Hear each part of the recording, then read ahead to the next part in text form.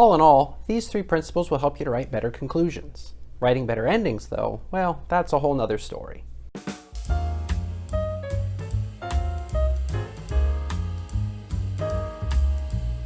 If you're anything like me, the introduction and conclusion to a paper are the hardest parts to write. That's because, unlike the rest of the paper where you're just saying what you have to say, in the introduction and conclusion, you have to influence how your readers think and feel about the things that you're saying. A good introduction will make your audience want to read what it is that you have to say. A good conclusion will make your audience glad that they read what you had to say. We've already talked about introductions here on the show, so if you're looking to improve the beginning of your paper, take a look at that video. If you're looking to improve your conclusions, though, here are 3 things to keep in mind.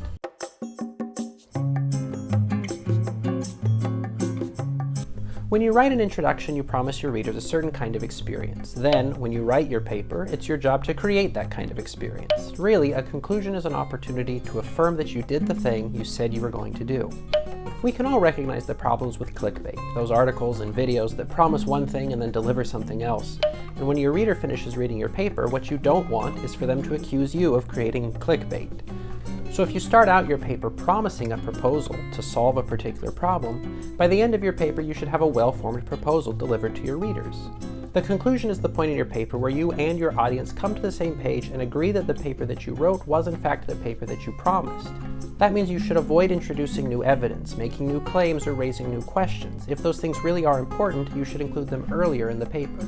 Also, be sure to tie up loose ends, or explain why they can't be resolved at this time. And leave cliffhangers, twists, and post-credit scenes for your successful drama series. When it comes to academic writing, your conclusion really should conclude things.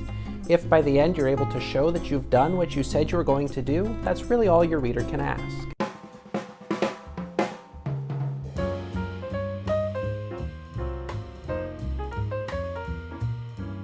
When we talked about introductions, we said that it was important for you to show your readers why your topic mattered. If you're going to get your reader to start reading and keep reading, in other words, they have to have a good sense of why that topic is important to them. We also said that a good introduction will outline your particular contribution to the topic at hand. An introduction really is a chance to set your paper apart from all the other papers that your audience could be reading. By the time you get to the end of your paper, though, it's important to leave your reader with a lasting impression that your paper really mattered. That is, your reader already gets why the topic is important, and they've already seen that your contribution is unique. Now in the conclusion, make sure that your reader understands why your contribution is important. This can be the difference between ending with a whimper and ending with a boom.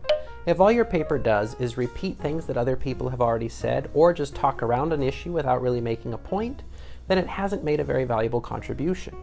If, on the other hand, you say something that nobody else has said and deliver a meaningful argument with positive consequences, then you've made a really valuable contribution to the world, and you should make sure that your audience knows it.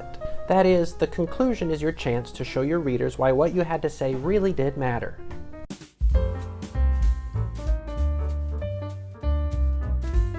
Now, this third principle for a successful conclusion might sound like it contradicts the first a little. Of course, it doesn't. That wouldn't be very helpful, would it? When I say show your reader the next step, I mean now that they've read your paper, help your reader to understand what they should do with whatever it is that you've presented. Our first principle is saying something like this: if you say you're going to build someone a table, build them a table. When it comes to your conclusion, you should be able to say, in fact, here's your table. Not, well, here's most of a table, and it would be pretty cool if it had 4 legs instead of 3, but maybe I'll get that last leg to you soon. Our last principle then is saying that the table is already built, and now it's your job to help your readers understand what to do with that table. Is it for eating? Is it for displaying coffee table books? You promise them a table, they can see that it's finished and that it's a good table. Now help them understand how to use that table. That is, if your reader finishes your paper, says, that was interesting, and then sets it aside and moves on with their life, you've missed a really critical opportunity to make a difference in the world with your writing, and we don't want that. If, however, your reader finishes your paper and then changes some aspect of how they think or feel or act in the world, then you've done something really powerful. Don't just write something interesting, write something that makes a difference. Show your reader what to do next with what it is that you've presented. For example, in a lot of science writing, the readers are other researchers, so the conclusion often outlines suggestions for further research. In political writing, the conclusion might encourage readers to go vote in a particular way. The conclusion to a recipe might tell readers how to serve the kind of food that they've just prepared. When you tell your readers how to apply the things that you've talked about in your paper, then you can be more confident that they will go on to make a difference in their lives or in the world after reading what you've had to say. That is the difference between writing something that is merely interesting and something that matters. It's also why a strong conclusion is so important. Okay, bye.